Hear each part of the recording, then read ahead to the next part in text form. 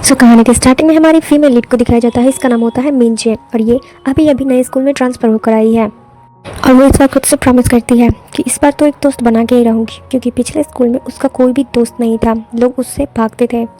School का first day था, सो वो थोड़ा नर्वस लग रही थी क्योंकि नई जगह पर जाना सबको अजीब लगता था। लेकिन किस्मत ने उसको एक बहुत अच्छा सरप्राइज़ दिया। जब वो क्लास में आती है तो लोग उसका बहुत अच्छे तरीके से वेलकम करते हैं और अपने आसपास के पॉजिटिव माहौल को देख करके वो सोचती है कि आज मैं किसी को फ्रेंड बना के ही रहूँगी। वो बहुत ट्राई करती है लेकिन सब लोग उससे इग्नोर ही कर रहे थे, कोई उसका फ्रेंड बनने को तैयार नहीं। लेकिन तभी कुछ ऐसा हुआ कि वहाँ पे एक लड़की आती है। इसका नाम होता है जीवॉन और ये इस स्कूल की सबसे पॉपुलर गर्ल है और बहुत ज़्यादा ब्यूटीफुल भी है। साथ में अपने फ्रेंड्स को भी लाती हैं और उनको इंट्रोड्यूस करते हुए दोस्ती का हाथ बढ़ाती है। मिंजे को तो यकीन ही नहीं हो रहा था कि कोई उससे दोस्ती करना चाहता है। जिसके बाद वो सारी चीज़ें याद करती हैं जो उसने इंटरनेट से सीखा था कि लोगों से कैसी बातें करते हैं ताकि बात करने में झिझक ना हो।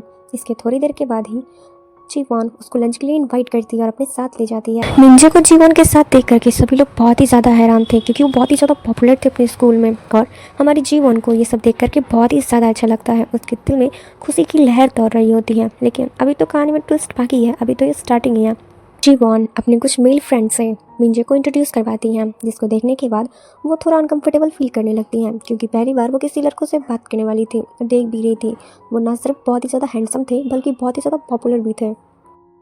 इन्हीं में से एक कूल पर्सनालिटी का लड़का था ये जून। ये काफ़ी ज़्यादा पॉपुलर भी था और रूटली वहाँ से जाने लगा बिना कुछ हेलो हाई किए। जब वो जा रहा था तो उसका ब्रेसलेट मिंजो के कोट से लग जाता है, यानी कि फंस जाता है, जिसकी वजह से वो लड़खड़ा आकर गिरने लगता है। लेकिन हमारी मिंजो तुरंत उसे कैच करती है। अब उसको समझ में नहीं आ रहा था कि ऐसे सीरियस सिचुएशन में क्या करना चाहिए। तभी उसे याद आता है कि उसने देखा था कि ऑकवर्ड मोमेंट में स्माइल करना चाहिए, तो स्माइल करके प्यार से सॉरी बोलती है, पर ये जून बोलता है भूल जाओ और यहाँ से चला जाता है। लेकिन तभी जीवॉन उसके पास आती है और समझाती है कि ये जून और ये जून दोनों कज़न्स हैं, लेकिन दोनों बहुत ही ज़्यादा डिफरेंट हैं क्योंकि इनकी पर्सनालिटी एक दूसरे से बिल्कुल अपोजिट है। जहाँ ये जून क्लास प्रेसिडेंट, स्मार्ट और हैंडसम है, वहीं दूसरा ये जून बहुत ही ज़्यादा शांत, रूड और अलग रहने वाला लड़का है। कह सकते हैं एकदम डेविल टाइप का लड़का हम। लेकिन कहानी में ट्विस्ट तो तब आता है जब म्यूज़िक क्लास में ये जून और मिंजो दोनों का सीट एक ही जगह पे होता है, दोनों साथ में बैठते हैं, इनके सीट पार्टनर होते हैं। सीन काफ़ी ज़्यादा ऑकवर्ड था, पर मिंजो हिम्मत करती है और उससे बात करने की कोशिश करती है। लेकिन ये जून तो काफ़ी ज़्यादा रूड था, कोल्ड पर्सनालिटी था, इसलिए वो अपने कान में ईयरबड्स लगा लेता है ताकि उसकी बात न सुन पाए। देखने के बाद हमारे मिंजे का तो दिल बिल्कुल टूट ही जाता है।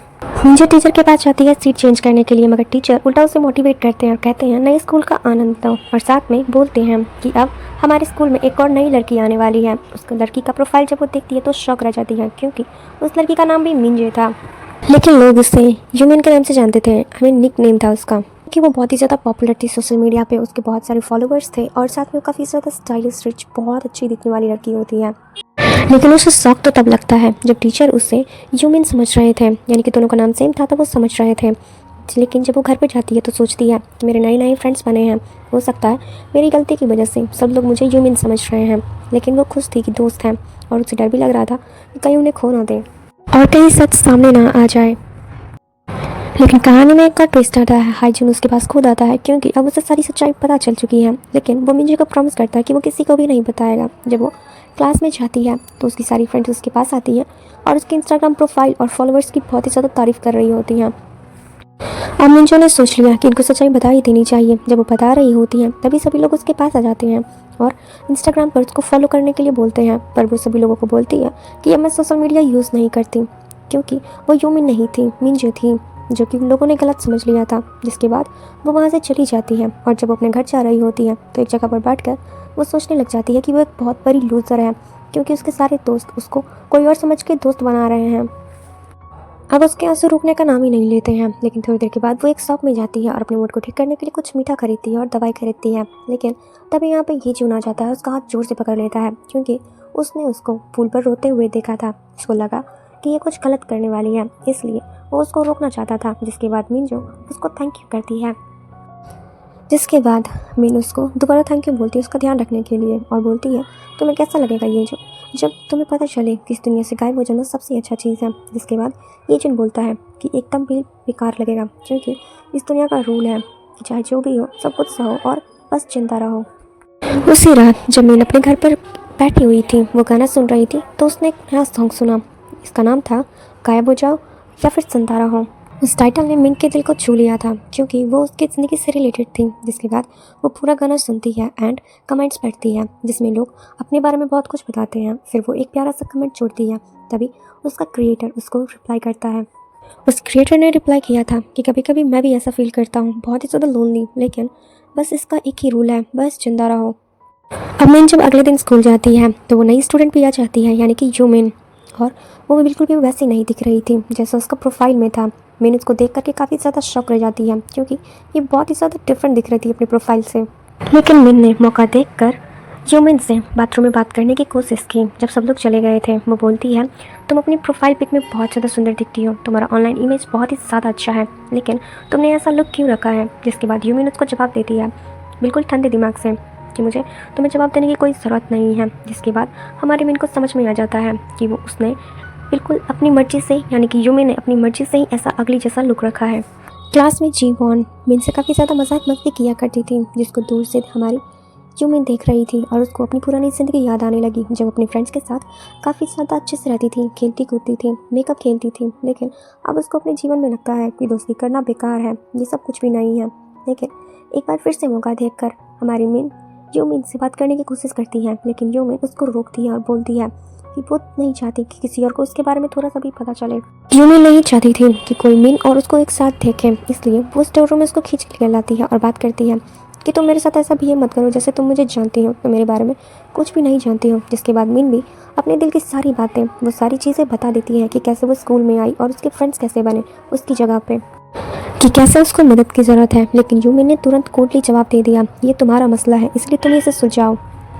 यहीं दूसरी तरफ ये जून और हाई जून दोनों अपने कसन मूड में बैठे होते हैं, हंसी मजाक कर रहे होते हैं। लेकिन हाई जून थोड़ा नर्वस होकर पूछ ही लेता है कि तुम्हें मिन में क्या थोड़ा सा भी इंटरेस्ट है।